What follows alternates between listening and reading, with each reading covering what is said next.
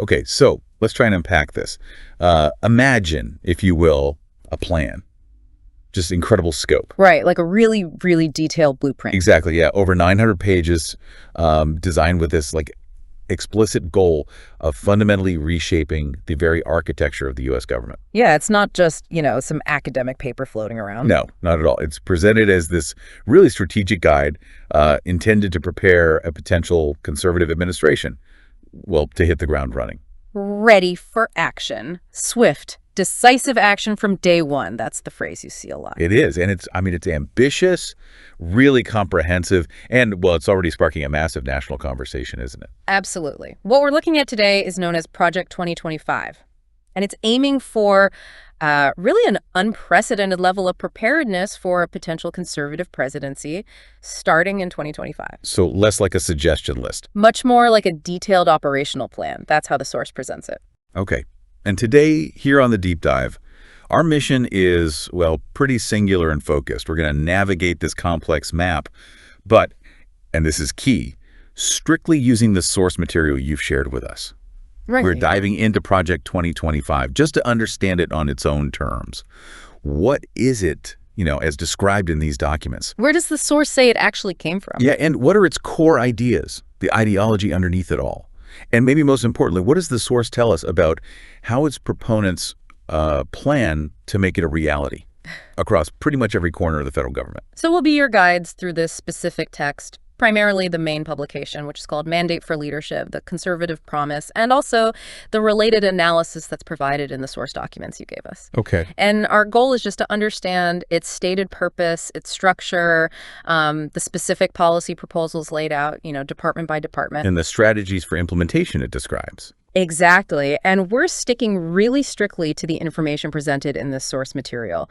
We're exploring the document's internal logic, its described intentions. Without adding our own commentary or getting into debates outside of what the text itself actually contains. Precisely. It really does feel like examining, the architect's plans for some colossal building project. That's a good analogy. We're going to study the blueprints, understand the design philosophy they articulate, see where the major structural changes are supposed to go. And get a sense of the sheer scale of the whole thing. All based purely on the documents you've put right here in front of us. Mm-hmm. So let's dive in. Let's start by just laying out the landscape of Project 2025, as the source describes it. Let's do it. Okay, so to start, what exactly is Project 2025? According to our source material, let's get that definition clear first. Right. So the source identifies its formal name as the 2025 Presidential Transition Project.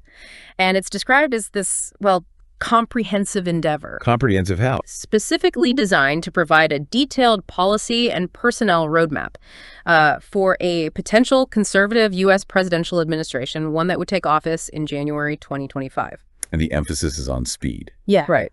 Getting started immediately. Exactly. Enabling that administration to begin work right away from day one. And the core of this plan, it's contained within a specific, pretty hefty publication, isn't it? Absolutely. Yeah.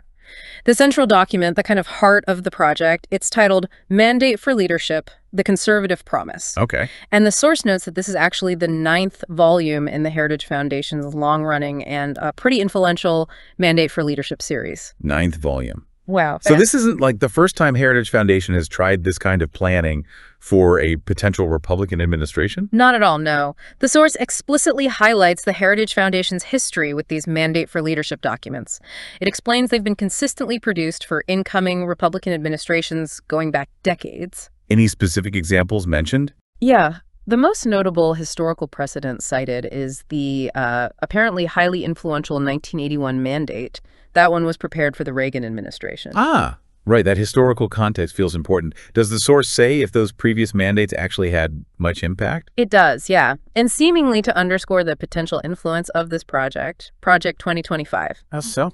Well, the source mentions that the Reagan administration is reported to have adopted nearly 2/3 of the 1981 proposals from that mandate. 2/3, that's significant. And more recently, the Trump administration is noted in the source as having implemented about 64% of the recommendations from the 2016 mandate. Right. Okay, so this history, as the source presents it, is clearly meant to establish this pattern of influence, maybe lend some weight to the potential impact of Project 2025 itself. That seems to be the implication, yes. It's building on a legacy. But the source also seems to emphasize that the scale of this particular effort, the 2025 one, feels kind of unique. It does.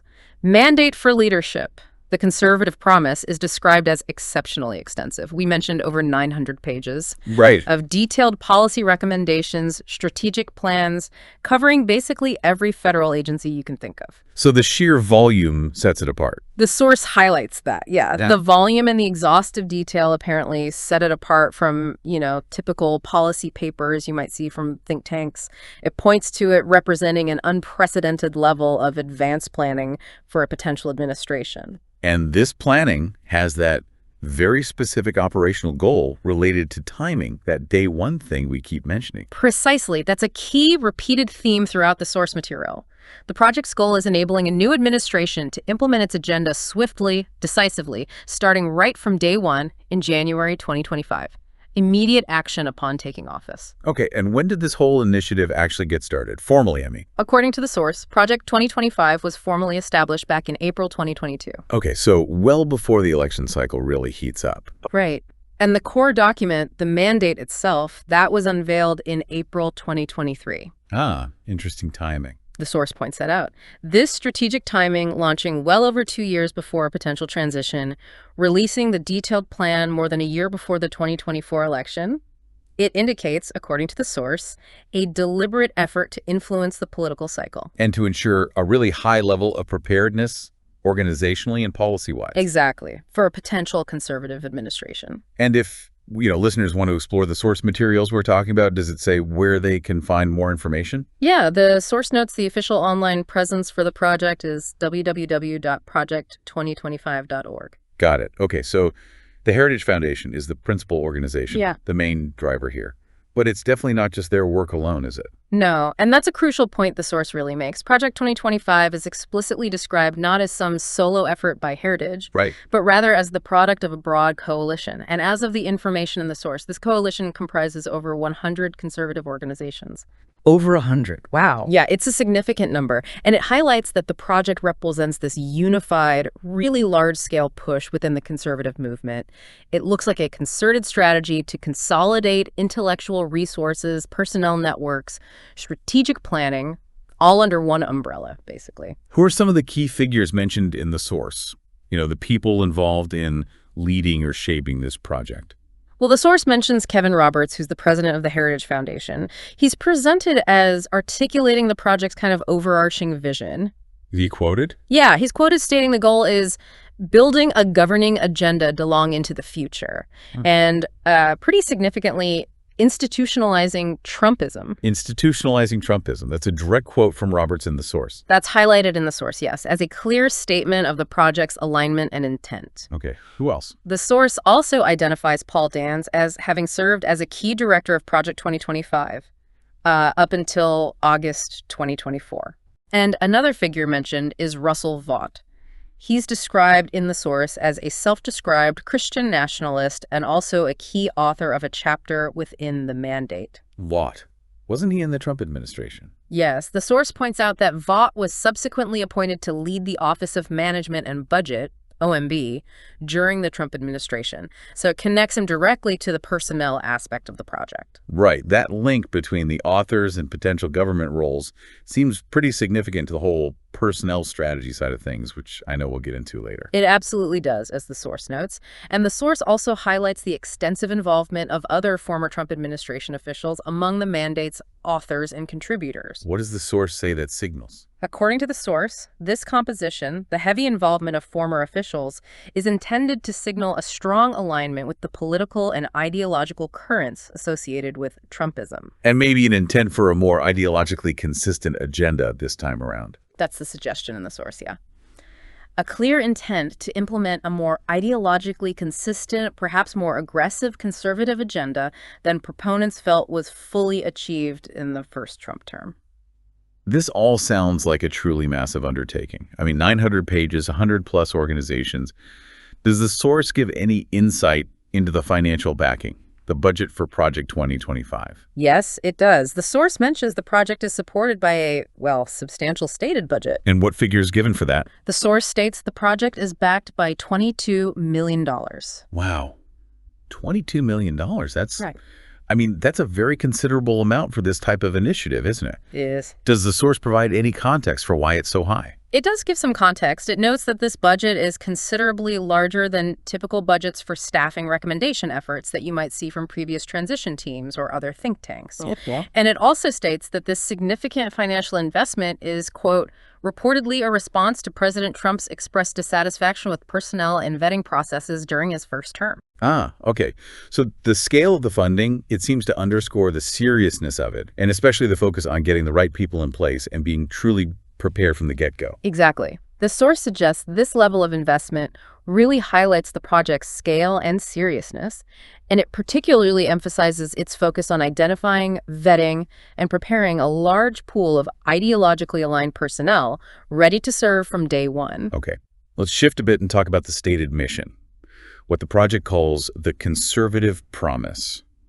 How does the source describe the core message here, the rationale behind this whole massive effort? Well, according to Kevin Roberts' foreword, which is titled A Promise to America, Project 2025 is explicitly framed as an urgent, even essential response to what's perceived as a profound crisis currently gripping the United States. A profound crisis. What specific aspects of this crisis does the source outline from the foreword? The source details it as being multifaceted and severe. It lists several things. Like what? Economic challenges like persistent inflation, deeply concerning social issues, such as the rising numbers of drug overdose deaths, what the source quotes directly as the toxic normalization of transgenderism, the widespread proliferation of pornography, and also significant national security threats, particularly highlighting the challenge posed by communist China. So the foundational narrative presented in the source is really one of the nation being in severe peril. That sounds quite stark. Yes, precisely.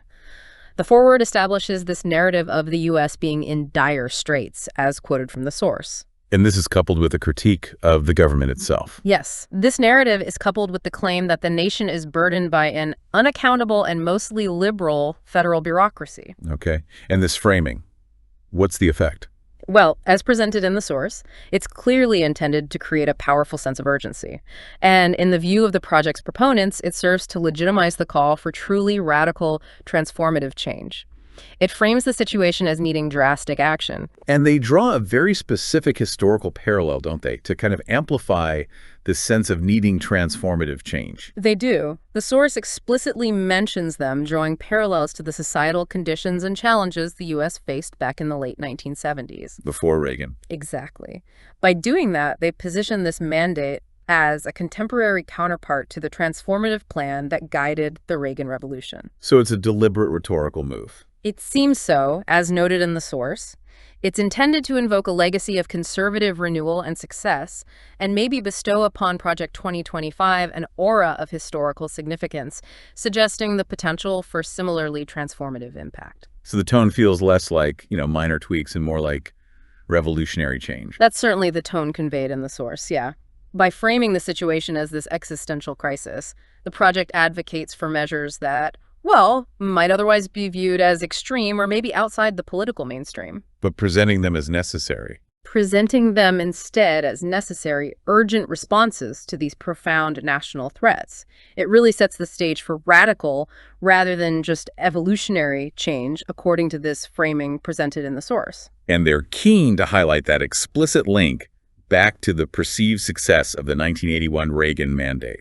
Yes, the source quotes the foreword directly on this point. It says, by the end of that year, 1981, more than 60% of its recommendations had become policy, and Reagan was on his way to ending stagflation, reviving American confidence and prosperity, and winning the Cold War. So that association is clearly meant to highlight the potential for this project to have a similarly huge impact. That's how the source presents it, aiming to highlight potential for significant, impactful success, mirroring that historical event, and suggesting that similar outcomes could be achieved by following the Project 2025 blueprint. Okay. Now, the source outlines 4 main policy aims, or what are called broad fronts for the project. Can you list those as they appear in the source? Sure. The source lists the 4 main policy aims articulated in the conservative promise as these. First, restore the family as the centerpiece of American life and protect our children. Okay. Second, dismantle the administrative state and return self-governance to the American people. Right. We heard that term administrative state already. Third, defend the nation's sovereignty, borders, and bounty against global threats. And fourth, secure God-given individual rights to live freely, what our Constitution calls the blessings of liberty. Okay, those are the 4 pillars. Yeah. And that second one, dismantle the administrative state, that's clearly presented as a primary, really foundational goal, isn't it? It is, yeah. Proponents explicitly state a primary goal is to go to work on day one to deconstruct the administrative state, as the source quotes. And how do they characterize this administrative state? Within the document, supporters characterize it as an unaccountable bureaucracy that's predominantly biased towards liberal ideologies and often acts as an impediment, they argue, to conservative governance. Okay, and that characterization, as the source presents it, seems like a perfect bridge to understanding the deep ideological foundations driving this whole Project 2025 plan. It really does. It serves as a clear transition point. Great. Well, that leads us perfectly into the next section then.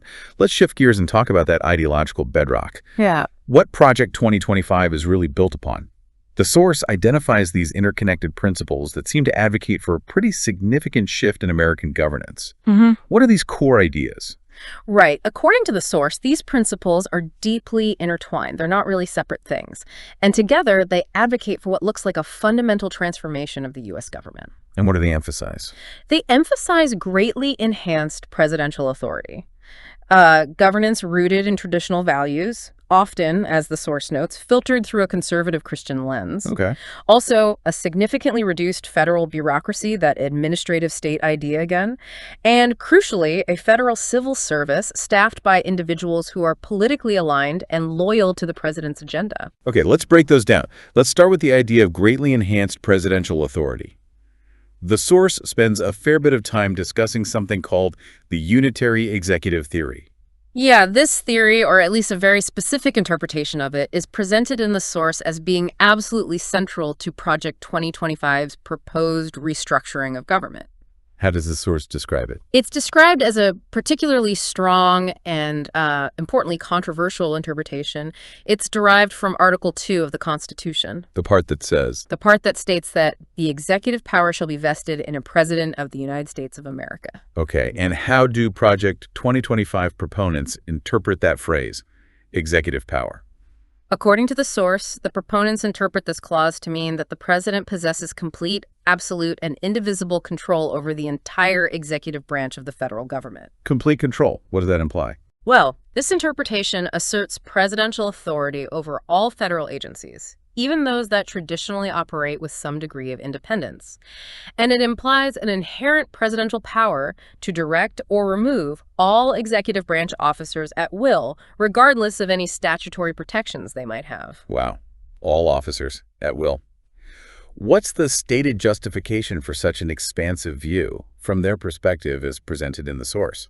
Well, for Project 2025 supporters, the source states this strong interpretation of the unitary executive theory provides the, quote, constitutional justification for ensuring that the vast federal bureaucracy faithfully and efficiently executes the policy agenda of the elected president. Because the president is the nation's chief executive. Right.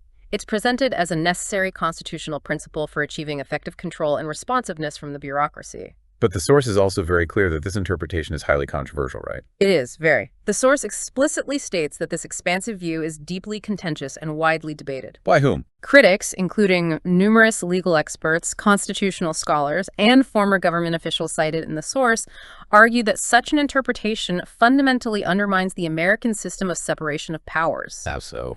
And the rule of law by concentrating what they describe as unchecked power within the presidency. The source even includes a stark warning from critics that this could potentially lead toward an open declaration of dictatorship. That's strong language. So while the basic concept of the unitary executive isn't brand new, there's been legal debate around it for a while. Right. Critics, as presented in the source, see Project 2025's application as pushing it much, much further than before. Yes, the source notes exactly that. While the intellectual lineage can be traced back, many scholars observe that the specific application advocated by Project 2025 represents a significantly more expansive and assertive version of the theory than we've typically seen in practice. And this theory serves as a kind of foundational pillar for the whole project. As presented in the source, yes. It serves as the ideological central pillar. It provides the claimed legal and constitutional rationale for dismantling traditional checks on presidential authority over federal agencies and personnel. It's the hook for a lot of the other proposed changes. Okay, that makes sense. Let's move to the next core principle the source discusses: Christian nationalism and traditional values. The source notes that critics frequently characterize Project 2025 as, and this is a quote, a Christian nationalist plan. Right. And this characterization, according to the source, is rooted in the project's explicit stated aims, particularly that first one we listed, to restore the family as the centerpiece of American life and protect our children. And also the fourth one, to secure God-given individual rights to live freely. But the interpretation is key here. Exactly. The source notes that the interpretation and the proposed implementation of these goals are described as being heavily filtered through a conservative Christian lens. It emphasizes a particular moral and religious worldview as the basis for government action. And the foreword, by Kevin Roberts, seems to be a key place where this is articulated. It is, yeah. His foreword is described in the source as particularly illustrative of this ideological commitment. How so? It calls for using the power of the government to protect children from what it terms the toxic normalization of transgenderism and also the perceived pervasive negative influence of pornography. Using government power to restore the family. It explicitly advocates for using governmental power to restore the American family, defining it in traditional terms. The source also mentions some specific strategies related to language in federal rules and documents. What's that about? Yeah, that's a key strategy outlined in the source that seems to reflect this principle. It's the systematic removal of terms that proponents deem ideologically objectionable. Like what terms? This includes terms such as sexual orientation and gender identity, SOGI, diversity, equity, and inclusion, DEI, gender, abortion, and reproductive health. So, SOGI refers to? Policies or data collection related to sexual orientation and gender identity. Yeah. Diversity, equity, and inclusion initiatives. The goal, as presented in the source, is to strip away language associated with concepts the project's proponents oppose from all federal rules, regulations, documents, legislation, basically everywhere. And there's that specific, really notable proposal regarding pornography mentioned in the foreword. Yes, the source highlights that. The foreword advocates for the outright criminalization of pornography across the United States. Criminalization meaning? Including calling for the imprisonment of those who produce and distribute it. Okay. So these ideological commitments, they translate directly into specific policy proposals throughout the mandate document. Exactly. The source explains that these principles underpin numerous policy proposals, such as measures to criminalize pornography potentially linked, as the source notes, to enforcing the Comstock Act, that 19th century anti-obscenity law they're proposing to use against things like abortion pills. Yeah. Also, proposals to remove existing legal protections against discrimination based on anti-LGBT status, and to enact laws favored by the conservative Christian right, most notably described as severe restrictions on abortion access. And the source mentions analyses that describe the overall vision. Yes, some analyses of the project, cited in the source, describe the envisioned America under Project 2025 as one where sex is closely policed, in strict accordance with fundamentalist Christian principles. So this principle represents a significant effort to, well, infuse government policy with a specific religious and moral framework, which critics, as presented, argue challenges the idea of secular governance and maybe pluralism. That's how the source presents the potential challenge, yes. A significant effort to infuse American governance with a specific conservative Christian moral and religious framework. And according to critics cited, this poses a direct challenge to the principles of secular governance and a pluralistic society where, multiple belief systems are accommodated. Okay. The third core principle you mentioned was dismantling the administrative state. This seems intrinsically linked to that unitary executive idea we talked about. It is presented as very closely linked in the source, yes. This is described as a central, frequently articulated objective of Project 2025, the dismantling or deconstruction of what proponents term the administrative state. Which refers to? Basically, the vast network of federal agencies, regulatory bodies, and the career civil servants who implement laws and regulations day to day. And how do proponents view this administrative state based on the source? What's their critique? According to the source, it's viewed by Project 2025 supporters as an unaccountable bureaucracy, one that is inherently biased towards liberal ideologies and is seen as actively obstructing the policy goals of conservative administrations. Like an unelected fourth branch of government. That's essentially the portrayal, operating outside the direct control of elected officials. And what's the stated justification within their framework for dismantling it? Why do they say it's necessary? Proponents argue, as cited in the source, that dismantling this bureaucracy is essential to return self-governance to the American people. How would that work? They claim it's necessary to make the federal government more efficient, responsive, and directly accountable to the policy agenda of the elected president, who they see as the true representative of the people's will. And how do they plan to actually achieve this dismantling in practical terms? What does the source say about the specifics? Well, the source details several practical measures proposed in the plan. These include significantly reducing the overall size and scope of the federal government, Cutting agencies? eliminating or consolidating federal agencies and bureaus that are deemed wasteful, redundant, or, importantly, ideologically misaligned. It also involves rolling back a wide range of federal regulations. Which ones? Those perceived as burdensome to businesses or industry, or those seen as being driven by a woke or liberal agenda. And as we kind of touched on earlier, this objective of dismantling links back very tightly to the unitary executive theory and also the personnel strategy. Precisely. The source notes it's intrinsically linked.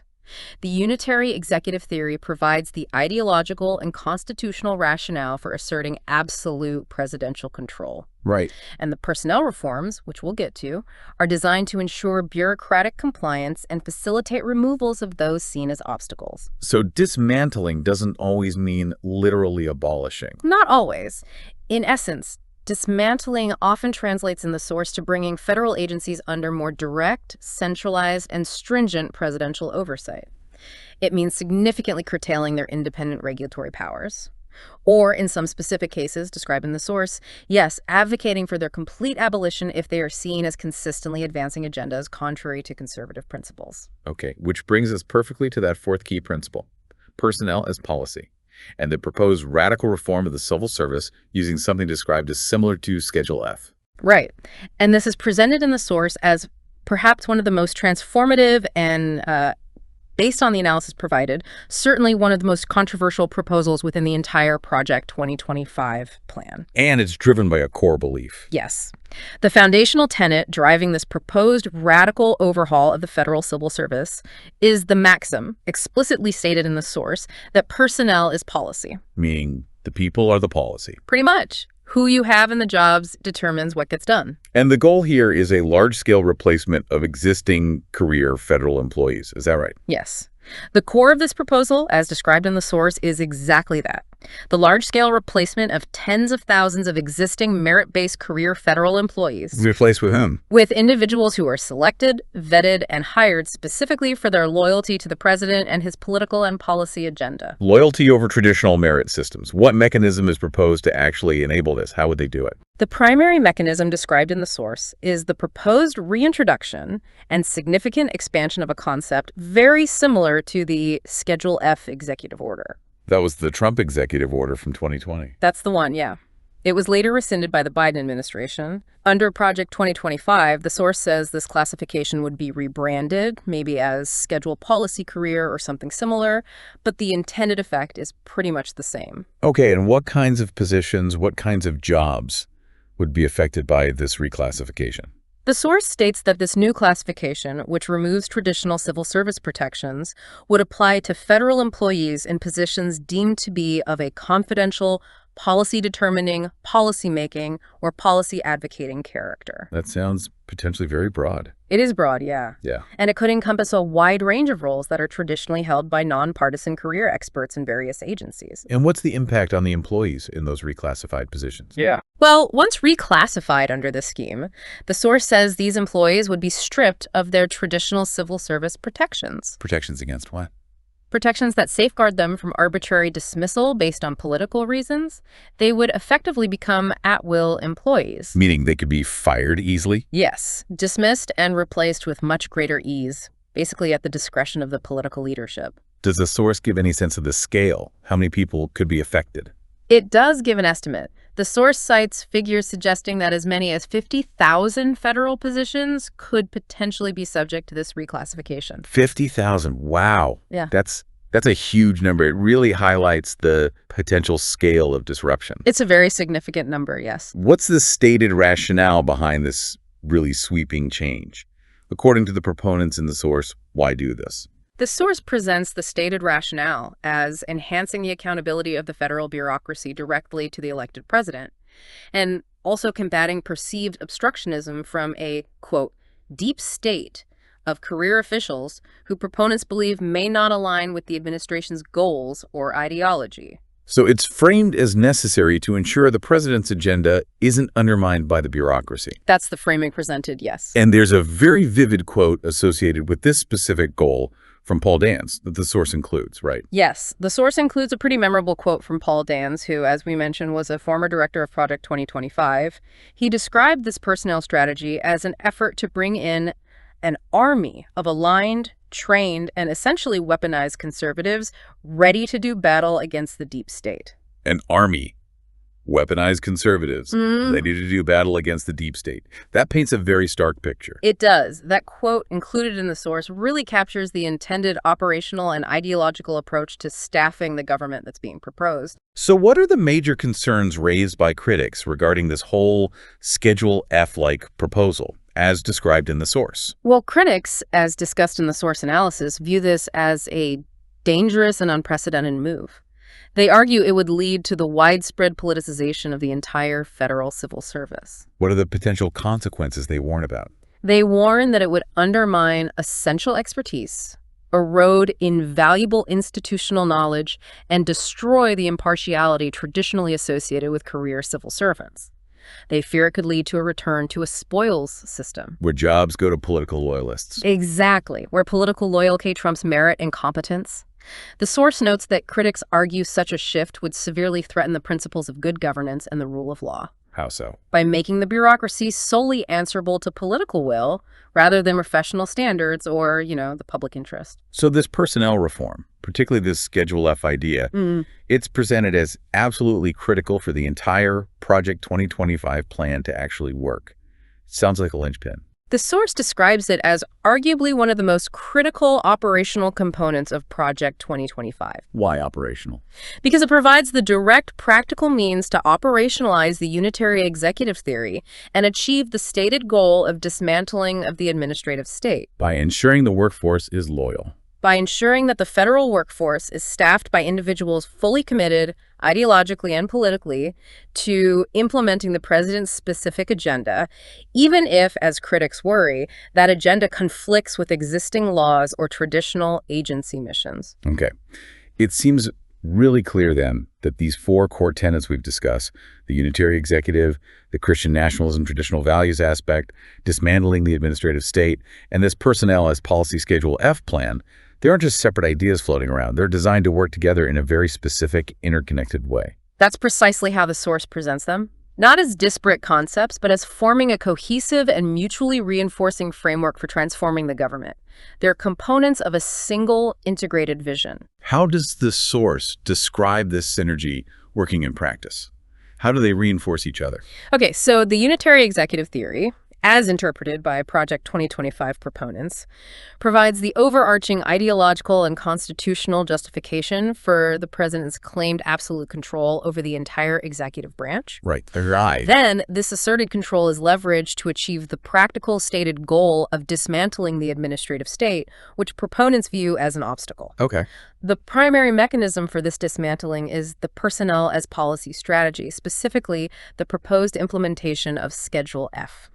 This allows for the rapid replacement of career civil servants with political loyalists who will carry out the president's directives. And the final piece. Finally, the principles rooted in Christian nationalism and traditional values inform a significant portion of the substantive policy agenda that this newly controlled executive branch is intended to implement, especially in sensitive areas like social policy, education, civil rights. So achieving success in one area, like changing personnel with Schedule F, directly enables the advancement of goals in others, like implementing specific socially conservative policies. Exactly. The source notes this synergy indicates that Project 2025 isn't just, a random collection of policy proposals. It's a comprehensive, integrated strategy to fundamentally reshape American governance from the top down. The success of one helps the others. Precisely. The success of one tenet, like implementing Schedule F, directly facilitates the advancement of others, like enacting socially conservative policies or aggressively deregulating industries. The source emphasizes that understanding this interconnectedness is vital to grasping the full scope and potential impact of the project. It's presented as a holistic vision for concentrating power in the presidency to achieve specific, far-reaching ideological ends across the entire government.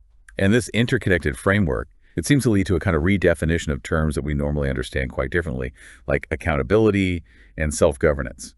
The source points this out, right? That's a key insight highlighted in the source analysis, yeah. Project 2025 proponents frequently use terms like accountability, and they promise to return self-governance to the American people. But the mechanisms they propose. Exactly. The specific mechanisms they propose to achieve this, namely the expansive unitary executive theory and the Schedule F personnel reforms, are actually designed to centralize immense power squarely within the presidency. So how is accountability seemingly redefined in this context based on the source? What does it mean to them? Well, the administrative state is consistently depicted in the source as unaccountable, right? Implying it's unresponsive to the will of the people or their elected representatives. Okay. The proposed solution, then, is to make the bureaucracy directly and completely accountable to the president. The source suggests that, from Project 2025's perspective, as presented in the document, presidential accountability is effectively equated with accountability to the people. What about other forms of accountability, like Congress or the courts? Well, other traditional forms of accountability, like accountability to congressional oversight, independent judicial review, establish professional norms within agencies, or even adherence to specific laws if they conflict with the presidential agenda.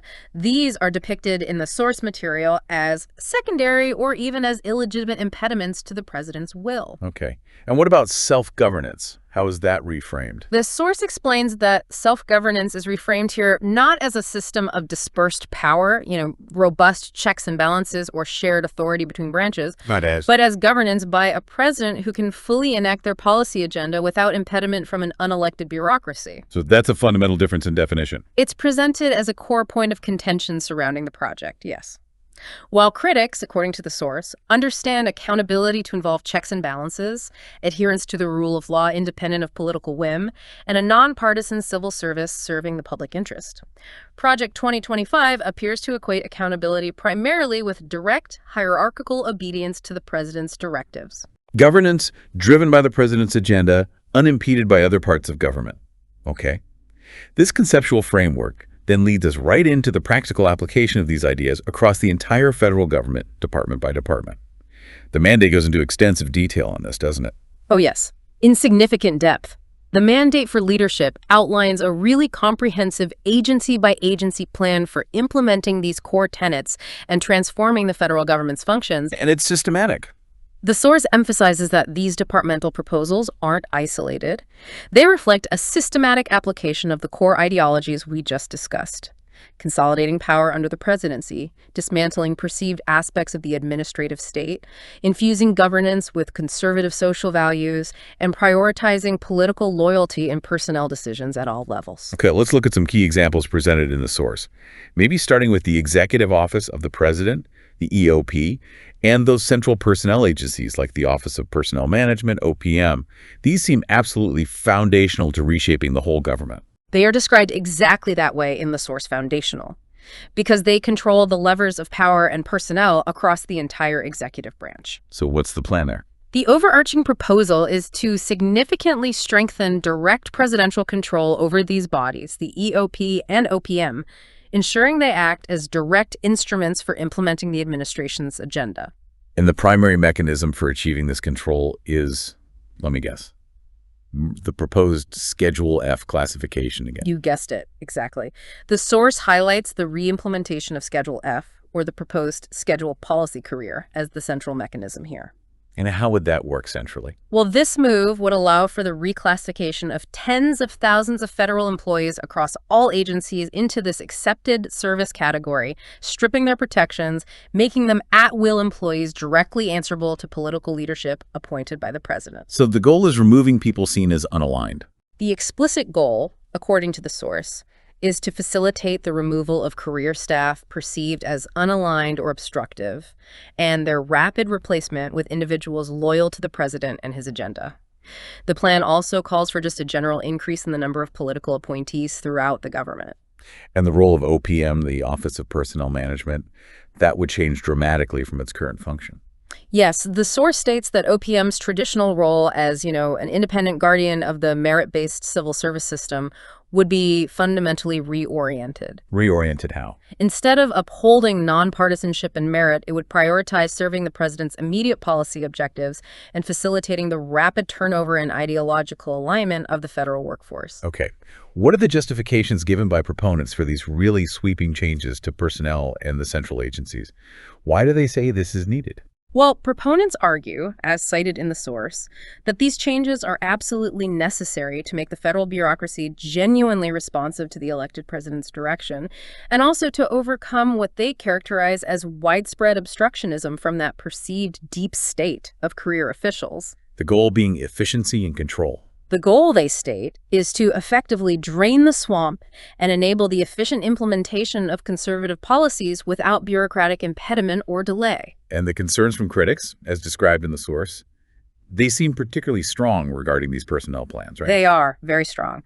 Critics, according to the source, express grave and existential concerns. They argue these proposals would lead to the profound politicization of the entire civil service apparatus. What are they worried about specifically? They warn that such changes would result in a devastating loss of invaluable expertise and institutional memory, that it would destroy impartiality within federal agencies and represent a dangerous regression towards a spoil system where political connections and loyalty are paramount over merit and competence. Undermining good government. The source notes that critics argue such a shift would erode crucial institutional checks and balances, undermine democratic norms, and create a heightened potential for the abuse of power, maybe even the targeting of perceived political adversaries for removal. And that estimate of 50,000 affected positions. That's often cited by critics as evidence of the plan's sheer disruptive potential. Okay. Moving on to the Department of Justice, the DOJ. How does the source describe the proposed reforms and priorities there? This is obviously a critical department. Absolutely. The mandates chapter on the DOJ outlines a significant overhaul aimed at bringing the department more directly under presidential control and realigning its priorities. More direct control, how? A key proposal mentioned is bringing the DOJ under tighter White House oversight. This includes explicitly re-examining those post-Watergate norms that traditionally limit direct communication between the White House and the DOJ regarding specific investigations or prosecutions. Re-examining those norms, that sounds significant. And the source details proposed shifts in what the DOJ prosecutes. Yes, the source details several ways the DOJ's prosecutorial priorities would be explicitly shifted to align with conservative values and the president's agenda. For example? This includes directing the DOJ to prosecute alleged anti-white racism, which is framed within the document as a civil rights priority. Okay. It also involves vigorously enforcing the 19th Century Comstock Act, that's the anti-obscenity law we mentioned, which the project proposes to repurpose to restrict access to things like abortion medications by prohibiting their mailing. Right, using a 19th century law for that. That's a very specific and notable detail from the source. It is, and the source highlights it as a particularly aggressive legal strategy being proposed. Any other prosecutorial shifts? Yes. The plan also calls for the criminalization of pornography and its producers-distributors, and it suggests ending or severely limiting the use of consent decrees for police reform. Consent decrees being the agreements DOJ makes with police departments after finding patterns of misconduct. Exactly. Those would be limited. Civil rights enforcement would also be restructured, possibly limiting it primarily to court actions, shifting focus away from addressing systemic discrimination towards individual cases. Including cases against conservatives. Potentially including the prosecution of perceived discrimination against conservatives or Christian groups, according to the source. And there's that particularly controversial proposal mentioned regarding the use of the military domestically. Yes. The source notes a controversial proposal within the DOJ chapter, advocating for the deployment of the U.S. Armed Forces for domestic law enforcement purposes, an action that's typically restricted by federal law, like the Posse Comitatus Act. Okay. What are the justifications presented by proponents for these proposed changes at the DOJ?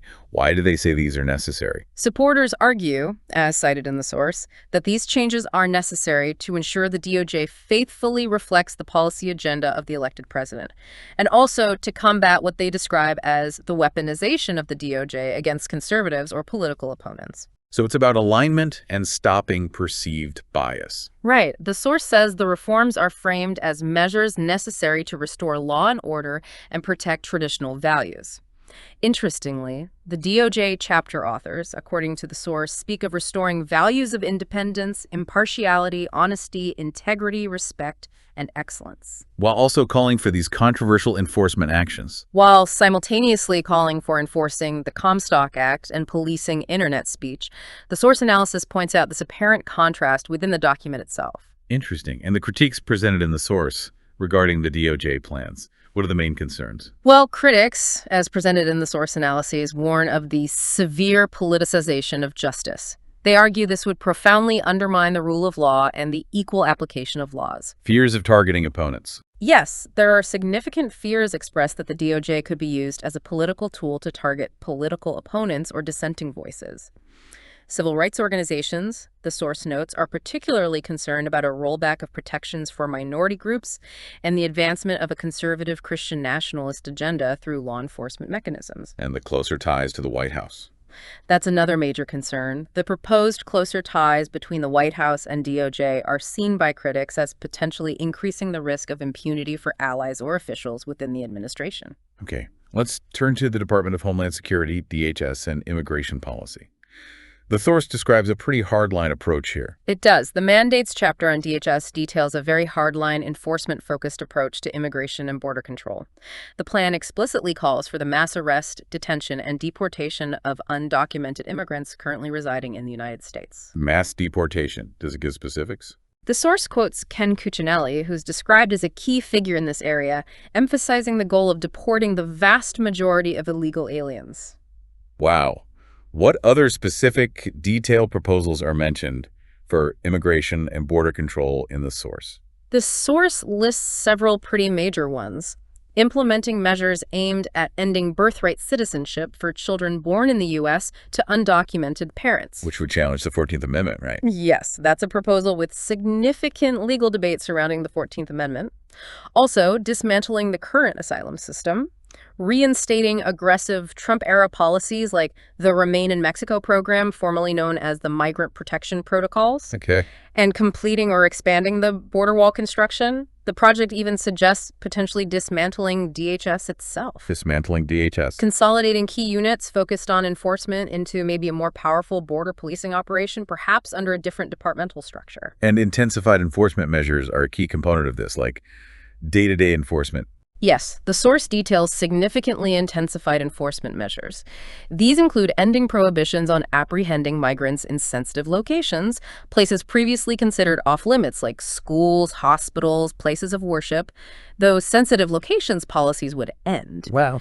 The plan calls for a massive increase in ICE detention capacity, stating a goal of holding up to 100,000 individuals daily. 100,000. That's huge. It's described as nearly tripling the average capacity before recent surges. It mentions utilizing soft-sided facilitators, basically large tent camps for detention. And involving local police more? They propose expanding programs like 287G, which deputize state and local law enforcement to act as federal immigration agents, and also restricting legal immigration pathways, Restricting legal immigration too. including certain agricultural work visas, H-2AB, and humanitarian visas for victims of crime, TU visas. Okay. What are the justifications presented by proponents for these really extensive DHS and immigration changes? How do they frame this? These measures are justified, according to the source, as necessary to defend the nation's sovereignty and borders. Illegal immigration is consistently framed within the document as an invasion and a direct threat to national security and economic well-being. So the policies are designed to deter immigration. The policies are explicitly designed to eliminate what proponents see as pull factors for immigration. The source includes arguments from figures like Cuccinelli saying these actions will lead to greater security, lower crime rates, more job opportunities for poor Americans, and higher wages for poor Americans. And what about the significant concerns from critics, as presented in the source? What are the potential downsides highlighted? Opponents, as presented in the source analyses, predict these policies would lead to a severe humanitarian crisis, both at the border and within the country. They warn of widespread family separations and significant violations of due process rights for migrants. Economic impacts. Yes, economists and business groups, the source notes, raise concerns about the potentially devastating negative economic impact from reduced legal immigration and also the massive logistical and economic costs of attempting mass deportations. Other concerns. There are also fears of eroding trust between immigrant communities and law enforcement, regardless of legal status, and significant legal challenges are anticipated, especially for proposals like trying to end birthright citizenship. Okay. Project 2025 also proposes some truly radical changes to economic policy. This covers major departments like Treasury and Commerce, and even impacts the Federal Reserve and taxation, right? Yes, the source details a really wide-ranging plan aimed at a significant shift in economic governance across the board. Let's throw taxes. What's proposed there? On taxation, a central proposal is the extension of the 2017 Tax Cuts and Jobs Act, making those individual and corporate tax cuts permanent. Simplifying the system too? Yes, the individual income tax system would be dramatically simplified down to just two flat rates, potentially 15% and 30%, and most existing deductions and credits would be eliminated. In corporate taxes.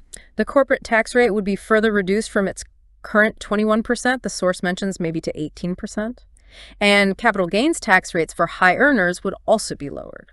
Is there a long-term vision mentioned? Yes, the long-term vision, the source mentions, includes a potential shift towards a national consumption tax, which could effectively replace the income tax system altogether down the line. Wow. Okay. And the Federal Reserve. The source indicates extremely strong criticism and some drastic proposals regarding the nation's central bank. It does. The project is described in the source as being highly critical of the Federal Reserve. It blames the Fed for contributing to economic instability and business cycles. And the proposals. The most drastic proposal regarding the Fed mentioned in the source is its gradual abolition. Abolishing the Fed. Seriously. That's what's proposed. Project 2025 proponents in this section advocate for returning the U.S. dollar to a commodity backing, such as a gold standard. Back to the gold standard. Furthermore, they recommend eliminating the Fed's dual mandate, which currently includes both stable prices and maximum employment, compelling the Fed to focus solely on inflation targeting. And is this view widely held? Well, the source notes that Stephen Moore, who is a co-author of the Treasury chapter in the mandate, is publicly on record supporting both abolishing the Fed and returning to a gold standard.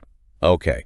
What about broader deregulation efforts across the economy? Is that part of the plan too? Yes, the source says the plan calls for broad, aggressive deregulation across numerous economic sectors. Any specific agencies targeted? Specific agencies targeted for abolition mentioned in the source include the Consumer Financial Protection Bureau, CFPB. The CFPB, created after the financial crisis. That's the one. And also the Federal Trade Commission, FTC, which enforces antitrust and consumer protection laws, both targeted for abolition. What about labor? The National Labor Relations Board, NLRB, which oversees union organizing and labor disputes, would see its role significantly diminished, according to the plan described. And even the agencies that collect economic data. Federal statistical agencies are targeted. Yes, a restructuring is proposed involving the merger of the Bureau of Economic Analysis, BEA, the Census Bureau, and the Bureau of Labor Statistics, BLS, into a single entity. Why merge them?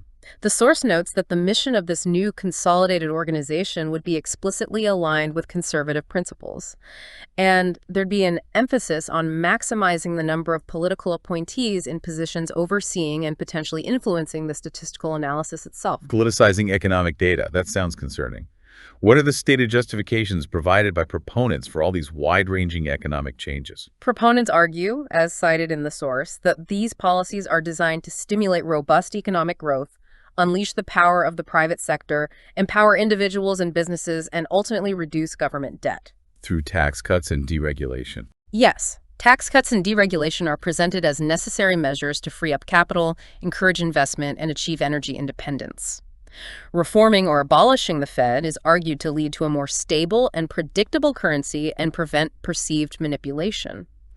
The source includes a quote from Stephen Moore's chapter advocating for cutting regulatory impediments to growth. Okay, and the critiques of these economic plans presented in the source, what are the counterarguments?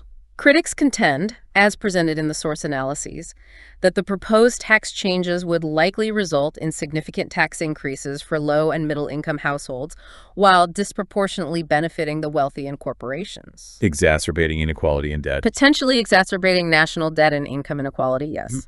The proposals for the Fed, particularly abolition and a return to a gold standard, are viewed by most mainstream economists, according to the source, as radical, potentially destabilizing for the modern financial system, and likely to hinder effective macroeconomic management. And deregulation. Deregulation, critics warn, could harm consumers, workers, the environment, and potentially lead to market instability by removing essential safeguards.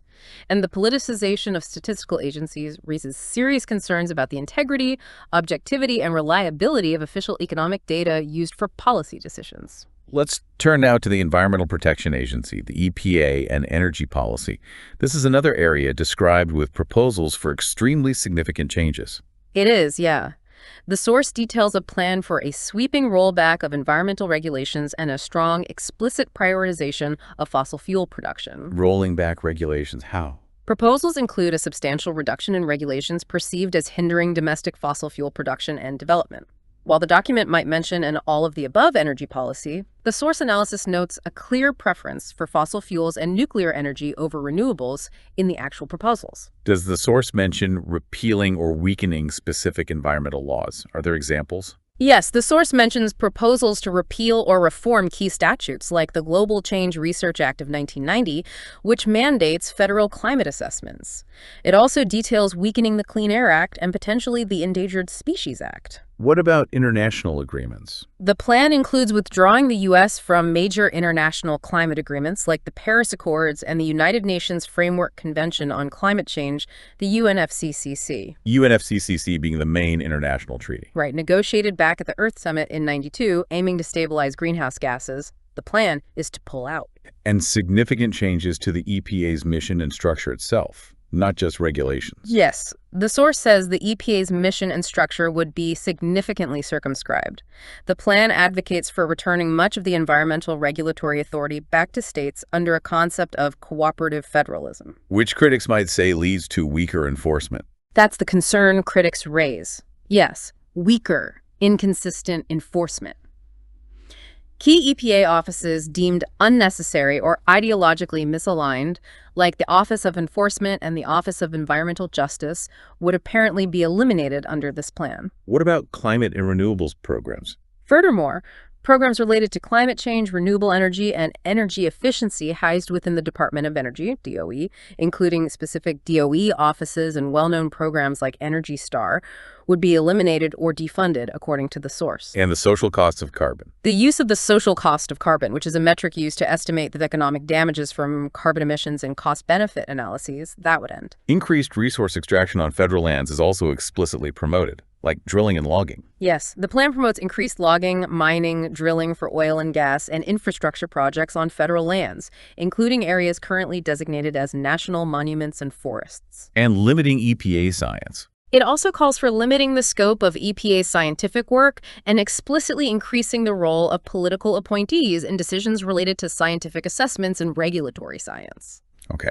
What are the stated justifications from proponents for these comprehensive environmental and energy changes? How do they argue for this? Proponents argue, as cited in the source, that many EPA activities far exceed its congressional mandates and original purpose. They say the agency should focus instead on addressing tangible environmental problems with practical, cost-beneficial, affordable solutions. That's a quote attributed to author Mandy Gunasekara in the source. The goal being energy independence. The overarching goals presented are achieving energy independence and affordability by unleashing all of America's energy resources. Regulations are consistently portrayed as burdensome, costly, and driven by a global climate-themed agenda rather than by what they term sound science. And the shift to states. The shift to cooperative federalism is framed as empowering states and local communities. Okay. And the critiques of these plans presented in the source. What are the main concerns raised by opponents? Critics, as presented in the source analyses, warned that these sweeping rollbacks of environmental regulations would lead to significantly increased pollution, harm to public health, and would exacerbate the climate crisis, Weakening EPA. weakening the EPA's enforcement capabilities and compromising the integrity of scientific assessments are seen as directly benefiting polluting industries at the expense of public and environmental well-being. And international withdrawal. Withdrawing from international agreements would undermine global efforts to address climate change. The source also notes that proposed changes to agencies like FEMA, the Emergency Management Agency, coupled with the impacts of climate change, could actually increase the nation's vulnerability to natural disasters. Okay. Let's look at the Department of Health and Human Services, HHS. The source describes a radical transformation here, too, with significant proposed changes, particularly impacting reproductive rights, healthcare access, and public health generally. This is indeed presented as a significant area of proposed change in the source, yeah. The plan calls for aggressive restrictions on abortion access nationwide. How specifically? This includes advocating for enforcement of the Comstock Act, that 19th century anti-obscenity law, again, specifically to potentially ban the mailing of abortion medications like mifepristone across state lines or through the mail. Mifepristone being a key drug for medication abortion. Exactly. The plan also seeks the reversal of the FDA's approval for mifepristone entirely and the elimination of insurance coverage for emergency contraception. And there's that redefining of key terms related to identity and biology again. Yes. The source states that under Project 2025, the federal government would narrowly define sex as biological sex determined at birth. And the impact of that. The source notes this strict definition would have significant negative impacts on healthcare access and legal rights for LGBTQ+ individuals, particularly transgender people. Furthermore, terms deemed ideologically objectionable, like abortion, reproductive health, gender equality, would be systematically deleted from federal documents, regulations, and policies across HHS. Is there a quote illustrating this view? Yes, the source quotes Roger Severino, who's an author of key HHS sections, stating that HHS must be rooted in a deep respect for innocent human life from day one until natural death. Abortion and euthanasia are not healthcare. What about major healthcare programs like Medicare and Medicaid? Are changes proposed there? Yes, the source describes proposals for significant funding cuts and new restrictions on these programs. Such as? This includes ending Medicare's relatively new authority to negotiate drug prices with pharmaceutical companies and eliminating the out-of-pocket cap on prescription drug costs for Medicare beneficiaries. And for Medicaid? The plan also proposes instituting Medicaid lifetime caps on benefits and encouraging beneficiaries towards enrollment in private Medicare Advantage plans. And proposed changes to public health agencies under HHS, like the National Institutes of Health, NIH, and the Centers for Disease Control and Prevention, CDC.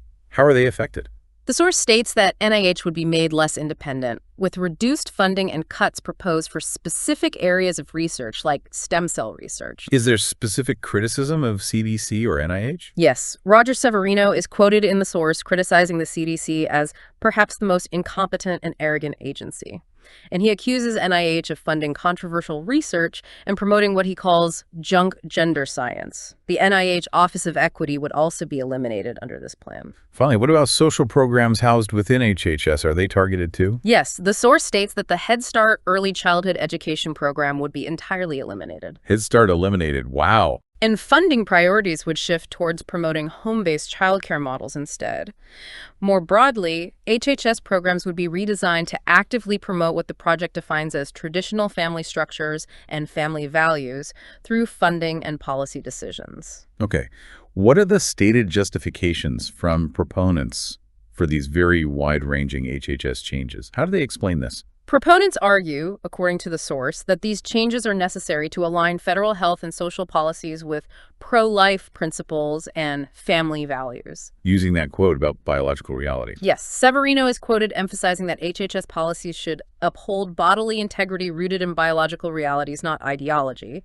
Reforms are also framed as necessary for reducing government spending, promoting market-based healthcare solutions, and correcting perceived incompetence or ideological bias within agencies like the CDC and NIH. And the significant critiques presented in the source regarding the HHS plans. What are the main worries? Critics, as presented in the source analyses, foresee drastic restrictions on reproductive rights, potentially leading to a near-total nationwide ban on abortion and related services. And healthcare access. Cuts to Medicare and Medicaid are widely expected by critics to reduce healthcare access and increase costs for vulnerable populations, including seniors, low-income families, and people with disabilities. Proposed changes to NIH and CDC are seen as severely harming essential medical research, public health infrastructure, and the nation's ability to respond to future health crises. And Head Start. Eliminating Head Start is predicted to negatively impact early childhood development for low-income children. And defining sex narrowly is seen as enabling systemic discrimination against LGBTQ+ individuals in healthcare access and policy. Let's look now at the Department of Education, or DOED.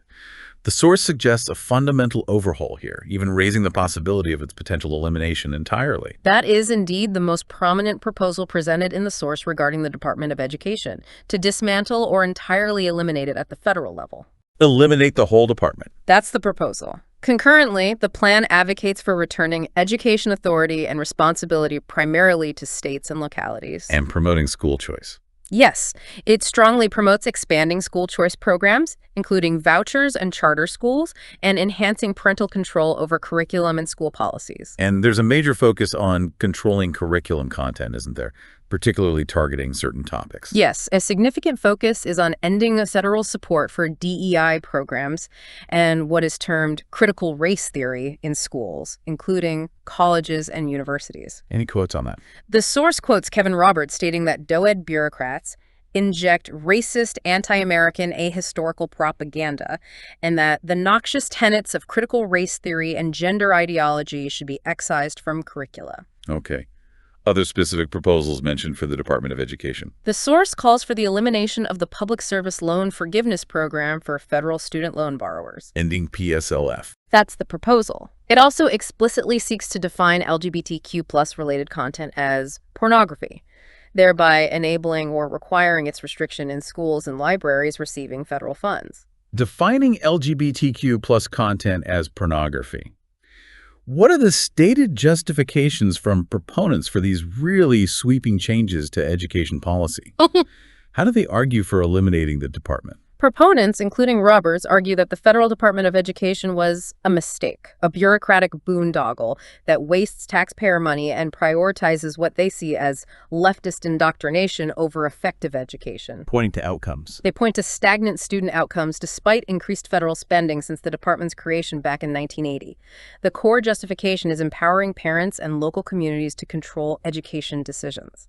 And stopping perceived propaganda. They also explicitly aim to stop what they describe as woke diversicrats and anti-American propaganda from influencing curricula and school policies. And the significant concerns raised by critics, as presented in the source. What are the potential downsides? Critics, as presented in the source analyses, warn that eliminating or significantly weakening federal oversight could exacerbate existing inequities in educational resources and outcomes across states. They worry it would undermine essential civil rights protections for students. Losing federal functions. Eliminating the Department of Education would also remove vital federal functions like national data collection on student performance and educational research. The framing of parental rights is seen by opponents as a pretext for censorship. Targeting specific topics. Particularly targeting discussions about race, gender, history of oppression, and LGBTQ+ issues in schools. Vouchers and school choice programs are criticized for potentially diverting essential funding away from public schools, further weakening them. And eliminating loan forgiveness would increase the financial burden on public servants like teachers. Okay. The source also makes clear that this systematic application of Project 2025's core tenets and specific policy proposals extends far beyond these major departments. It really covers the whole federal government. Yes, the mandate is described as remarkably comprehensive, covering virtually every corner of the federal government in detail. Just briefly, the source mentions proposed changes for several others. Right. The Department of Defense, DoD, including increasing the budget for defense and nuclear capabilities, potentially reinstating a military exam requirement, and manning certain social policies related to gender dysphoria, HIV, and abortion for service members. State Department. The State Department, proposing to ensure strict adherence to the president's foreign policy vision, increasing the number of political appointees, potentially freezing certain treaty negotiations, ensuring ambassadors are politically aligned, and reposturing diplomatic relations with countries seen as socialist or progressive regimes. Labor, agriculture, media. The Department of Labor, Del-L, described as taking an overtly hostile stance towards unions, making organizing harder, targeting public sector unions, reversing DEI initiatives, and narrowing the definition of sex discrimination. The Department of Agriculture, USDA, proposing a narrowed scope by removing equity and climate-smart initiatives, separating parts of the Farm Bill, moving food and nutrition service programs like SNAP to HHS, and increasing work requirements for SNAP beneficiaries. And federal media agencies proposing to defund or eliminate entities like the Corporation for Public Broadcasting, CPB, NPR, and PBS, which are characterized in the document as leftist broadcasters. Wow. So across all these examples, the underlying themes seem remarkably consistent, regardless of the specific agency's mission control, conservative ideology, personnel loyalty. Absolutely. The source highlights that across these and numerous other agencies detailed in the mandate, the common threads are the assertion of direct presidential control facilitated by personnel changes, a significant reduction in the agency's regulatory scope and autonomy, and a concerted effort to align all agency missions, programs, and staffing with conservative ideological objectives. It demonstrates a coherent strategy. Yes, this systematic, consistent application across the board demonstrates a coherent top-down strategy aimed at fundamentally remaking the entire federal government structure and function as presented in the source. And underpinning many of these proposed transformations is a heavy reliance on the president's use of executive authority rather than waiting for Congress to pass laws. Yes, the source explicitly notes that. Many of the proposals are designed for implementation immediately upon taking office and rely heavily on the aggressive and expansive use of executive action. Like what kind of actions? This includes issuing numerous executive orders, leveraging the existing regulatory process for rapid change, and reinterpreting existing statutes or regulations in ways that critics argue may defy congressional intent or establish legal precedent. Can you give examples? Examples given in the source include unilaterally enforcing the Comstock Act against abortion medication, efforts to declare children born in the U.S. to undocumented parents as not citizens via executive action rather than constitutional amendment, and that controversial proposal for potential domestic military deployment. And this reliance on executive action links directly back to the unitary executive theory they embrace.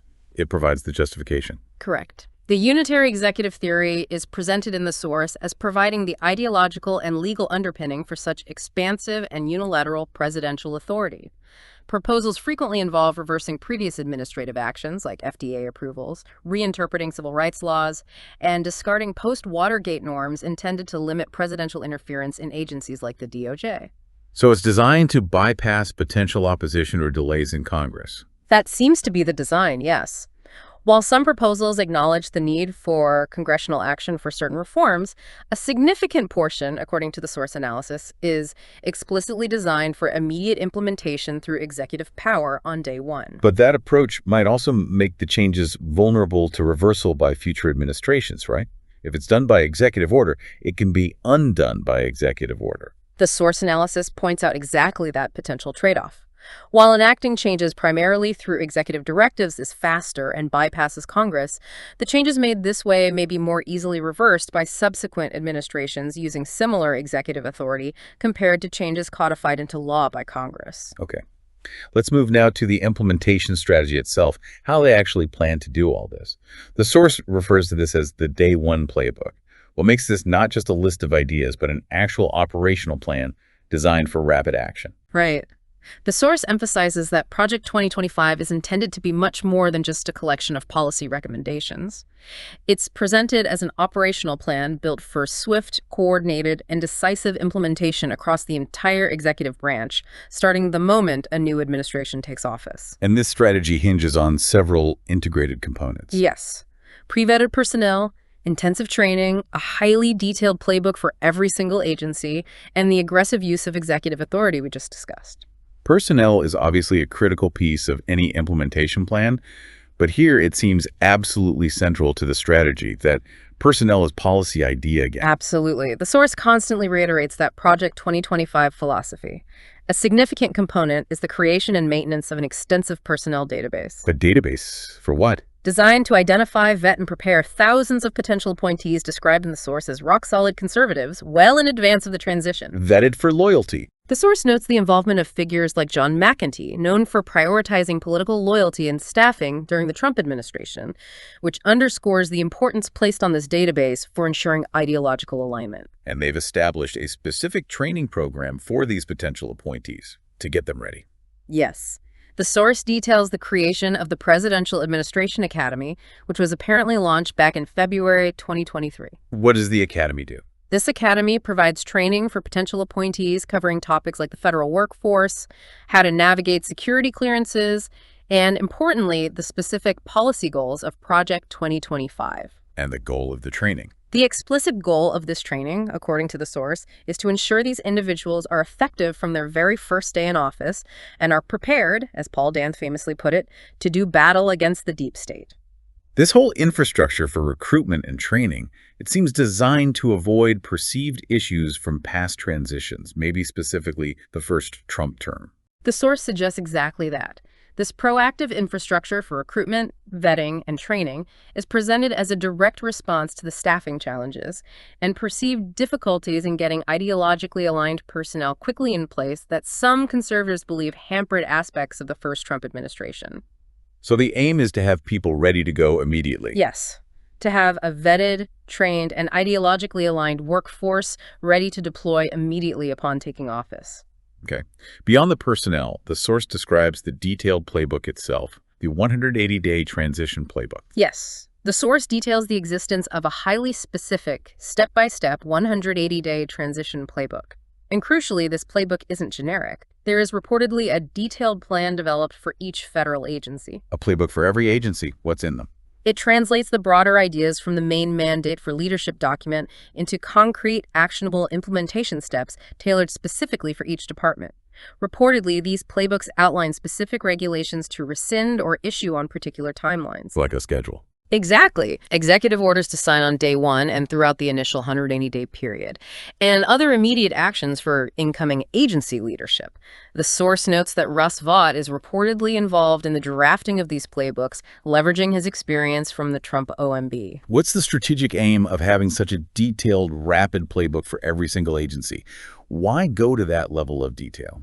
The source explains the aim is a rapid, coordinated, and comprehensive rollout of the Project 2025 agenda across the entire government. It emphasizes achieving immediate and decisive impact. Reshaping things quickly. Fundamentally reshaping government functions quickly, potentially before significant opposition can mobilize or bureaucratic inertia can impede the changes. The playbook provides that detailed guide to minimize delays and ensure prompt action across the board. And this links back seamlessly to the heavy reliance on executive orders and regulatory changes we discussed earlier. It's the tool to execute the playbook. Absolutely. The source highlights that the implementation strategy relies heavily on that aggressive and expansive use of executive authority, issuing numerous EOs on day one and beyond, and leveraging the existing regulatory process for swift change without needing congressional approval. So the playbooks would likely contain instructions for these executive actions. Examples of anticipated actions via executive power mentioned in the source as being included in these playbooks include immediately reinstating Schedule F, issuing orders for the immediate termination of DEI programs across the government, and initiating processes to dismantle or restructure departments like education, as outlined in the mandate. And this strategy is clearly aligned with the unitary executive theory proponents' embrace. It enables that vision. Correct. It's designed to allow the president to bypass potential congressional opposition or slow walking, asserting direct control over the executive branch. But again, as the source notes, changes made primarily through executive directives and regulatory reinterpretations could be more easily reversed by future administrations using similar tactics. So the combination of this pre-vetted personnel army, the detailed agency-specific playbooks, and the reliance on immediate executive action, it seems designed for a really powerful, rapid impact. The source refers to this overall approach using a specific term, right? A shock and awe strategy. That's the term the source analysis uses, yes, Okay. to synthesize these integrated elements. You have the Personnel Database and Training Academy providing the human army, Right. the meticulous agency-specific 180-day playbooks providing the tactical instructions, That helps. and the heavy reliance on immediate executive orders and regulatory changes providing the rapid deployment mechanism. The consistent emphasis on day one readiness and rapid implementation across proponent documents reinforces this interpretation of a shock and awe approach. How does this shock and awe strategy aim to function, according to the source? What's the goal of that approach? The source explains it's designed to overcome the learning curves, the personnel vetting issues, and the bureaucratic resistance that proponents perceived hindered the first Trump term. The playbooks, in particular, are intended to provide almost a minute-by-minute or step-by-step guide for action across the entire government from the very beginning. To overwhelm opposition. The strategic goal appears to be achieving rapid and widespread changes across the entire federal apparatus, aiming to overwhelm potential opposition, both inside and outside government, and to entrench transformative changes quickly before they can be effectively challenged or reversed. And the source makes a notable, maybe slightly chilling comparison regarding this strategy. It does make a comparison.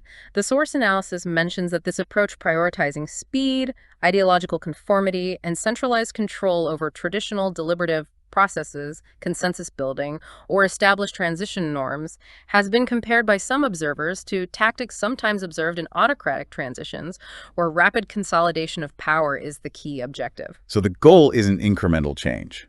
The goal, as presented in the source, appears to be not just incremental policy adjustment, but a rapid and fundamental transformation of the governing apparatus itself, which, the analysis notes, could potentially lead to significant societal disruption and widespread contention.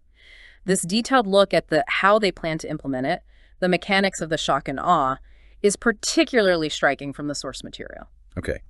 This level of ambition, the detailed planning, the reliance on specific ideological tenets, and these implementation strategies, it has naturally drawn very strong reactions from different parts of the political spectrum.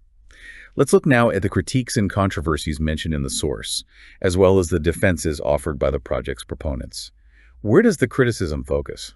Well, the source notes that Project 2025 has elicited a really wide range of reactions, strong endorsements and enthusiastic support from within the conservative movement, absolutely, but also severe condemnations from critics. And a predominant line of criticism is? A predominant line of criticism, voiced by legal experts, democracy scholars, civil liberties organizations, and former government officials cited in the source, is that its implementation would fundamentally alter the nature of American governance, potentially leading towards an authoritarian or autocratic shift. That's a serious charge. What are the specific concerns regarding democratic norms and the rule of law that are presented in the source analyses? What points do they make?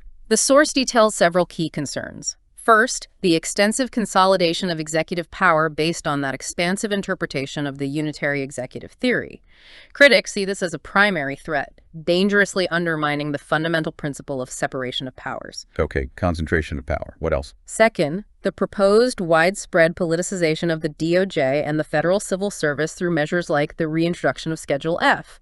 This is viewed as a direct and severe threat to the rule of law and impartial governance, which are seen as essential for a functioning democracy. And broader erosion of the rule of law. Yes, more broadly, critics warn of the potential for the erosion of the rule of law itself, where legal and administrative processes could be bent or disregarded to serve political will rather than apply equally to all citizens. And institutional critiques are also mentioned in the source from established organizations. Yes, the source notes that analyses from established institutions like the Brookings Institution in its Democracy Playbook 2025 have highlighted Project 2025's potential threats to areas like election integrity, the independence of the rule of law, including the judiciary and agencies like DOJ, and anti-corruption efforts. Any human rights groups cited? Human Rights First is also cited as analyzing the plan as a concerted attempt to roll back human and civil rights protections in the U.S. by nearly a century, potentially revisiting discriminatory policies from the past. So the summary of these critiques,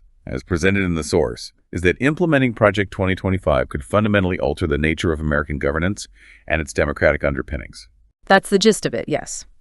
The source concludes that these critical analyses suggest Project 2025's implementation could lead to a significant departure from established democratic practices, legal norms, and the traditional balance of power, potentially fundamentally altering the nature of American governance and weakening democratic institutions. Okay.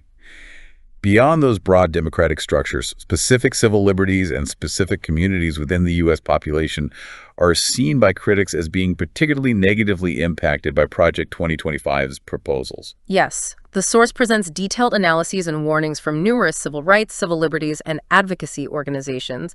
It names the ACLU, LULAC, the League of United Latin American Citizens, NWLC, the National Women's Law Center, and the Thurgood Marshall Institute of the NAACP Legal Defense Fund. All raising alarms. All cited in the source as raising alarms about the project's anticipated negative impacts on various groups and specific rights. What are the specific areas of civil liberties and community impacts highlighted in these critiques within the source? Can you list some? Sure. Based on the source material, the concerns include: first, reproductive rights severe curtailment through proposed federal bans, Comstock Act enforcement against medication, elimination of insurance coverage for contraception, and defunding providers. Okay. Second, LGBTQ plus rights, removing existing non-discrimination protections, implementing that strict sex definition impacting healthcare and legal recognition for transgender individuals, potential military exclusion, and allowing broader faith-based discrimination. Immigrant rights. Third, immigrant rights concerns about mass arrests, detentions, and deportations leading to family separation, attempts to end birthright citizenship, and dismantling the asylum system without due process. Racial justice. Fourth, racial justice ending federal DEI and what is termed critical race theory initiatives, prosecuting anti-white racism claims while potentially reducing focus on systemic discrimination and undermining federal civil rights data collection and enforcement efforts. Freedom of speech. Surveillance. Workers' rights. Fifth, freedom of speech and protest concerns about potential targeting of journalists covering sensitive issues, increased surveillance, suppressing dissent or protests, and censoring academic discussions on topics like race, gender, and oppression. Sixth, surveillance proposals suggesting expanding government surveillance powers with potentially fewer checks and guardrails. And seventh, workers' rights measures explicitly described as weakening unions, making organizing harder, targeting public sector unions, rolling back overtime pay protections, and potentially weakening child labor laws. Okay, so those are the major areas of concern raised by critics across a wide spectrum of rights and communities, as presented in the source material. What about the other side? What about the defenses and justifications offered by the project's proponents in response to these criticisms? How do they defend the plan? Well, the source presents the arguments from Project 2025 supporters, like those from the Heritage Foundation and the coalition organizations.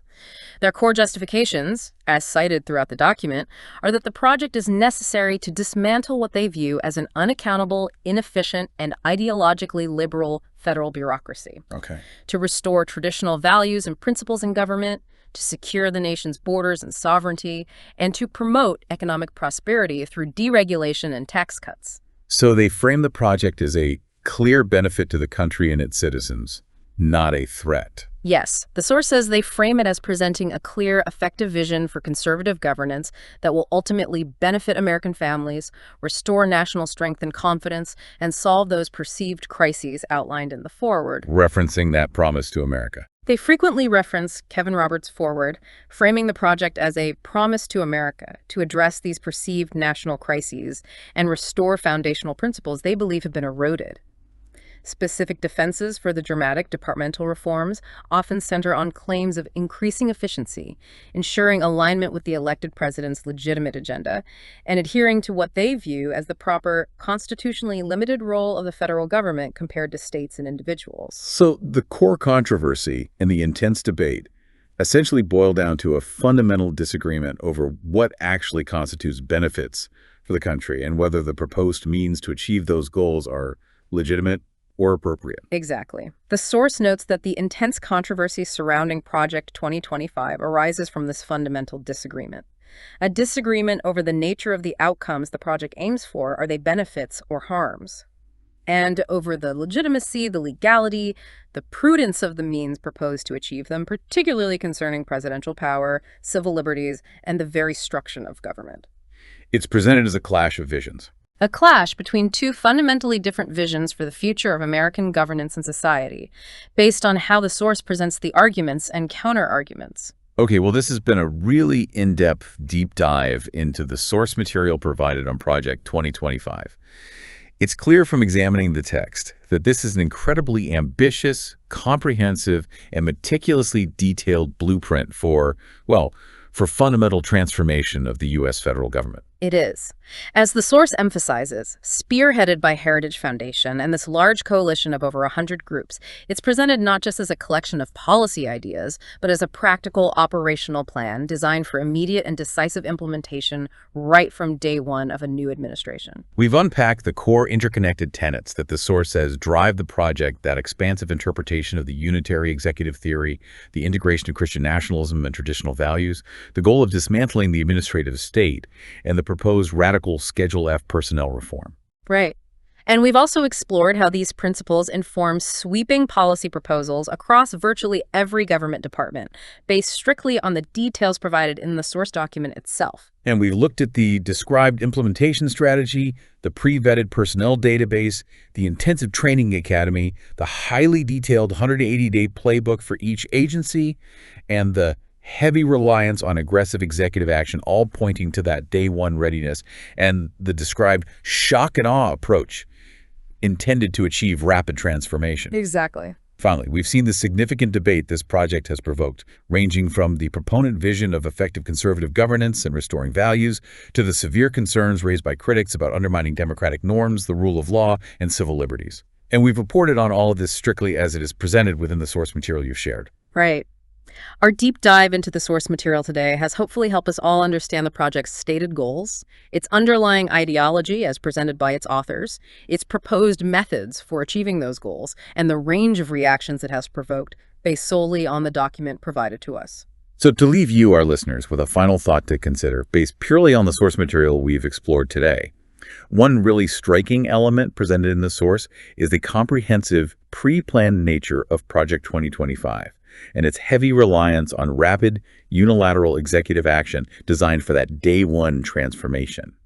What does this approach, prioritizing speed and presidential control over traditional processes, suggest about the future of governance and political transitions in the U.S., particularly when you compare it to historical norms? And maybe also consider the tension presented throughout the source between Project 2025's definition of accountability, which seems to equate it primarily with direct obedience to the president's will, and more traditional understandings of accountability that involve checks and balances, professional norms, and adherence to the rule of law independent of political whim. What are the potential long-term implications of such a fundamental shift in how accountability and governance are defined and implemented, based purely on the vision laid out in these source documents?